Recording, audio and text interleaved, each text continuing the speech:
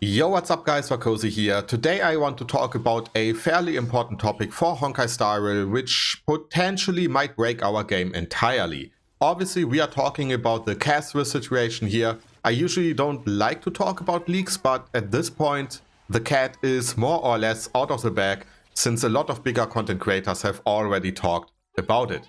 I want to bring up a few points here which have already been mentioned before, but also a few points which I haven't seen yet but are extremely important to be aware of. For those of you who don't know what she does, and for those who like to avoid spoilers as much as possible, don't worry, I will only talk about one passive ability she has. Castorice is able to resurrect a character in combat even when she is not in your active team. This is the core problem people are currently talking about. This is a stupid level of power creep, especially because we already have a problem with power creep in general. I mean, just compare Aglea or Herta to Seelie and you know what I'm talking about, but also because of some implications it might have for the future. For this you need to be aware of that most people are not complaining about Castorice's ability in itself. What they are complaining about is the nature of her ability. Just imagine instead of a res, she gives your entire account an attack boost or a speed boost or a damage boost, or even worse, something I just thought about. Imagine you have a character who can use relic sets and have them active for your entire account when they are not in your party. This is power creep in its most obvious form and in my opinion almost impossible to balance around. Because what happens when they do start balancing the game around those characters and you do not own them? Well, quite literally the problems you have right now, not being able to do MOC 12 or Pure Fiction or whatever else, it will get even worse. There are a lot of people already defending this, but let me be frank here, if you are defending this system the way it is right now, you're just stupid. Plain and simple. This should never see the light of day on the live server, at least not the way it is right now.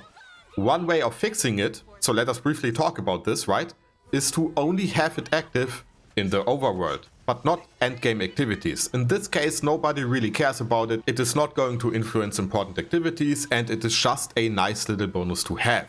Is it good? Absolutely not. But people can probably live with it. Another option would be to simply have the ability active regardless of you owning the character or not. Treat it as a global buff which is always active because Castorice herself exists as a character in the game's world. However, a system which in my opinion would be way more effective and also lets our devs be somewhat creative with it is to have some type of endgame activity where you will unlock those buffs as you progress through it. For example, we have our trophy area in our simulated universe. Make those buffs global. Done. Problem solved. Also considering that we are already talking about buffs here, they said that they are aware of our power creep problem and they kind of want to fix it, right? I hope, for the love of God, that this is not the way they want to fix it. While it might be helpful for our older characters, it is not going to fix the core issue. People are not upset about the fact they can't complete MOC 12 with their Seelie, for example. Well, they kinda are, but the main problem is how much more powerful a character like Herta is compared to Seelie. And having a global power system is not going to fix it, because guess what?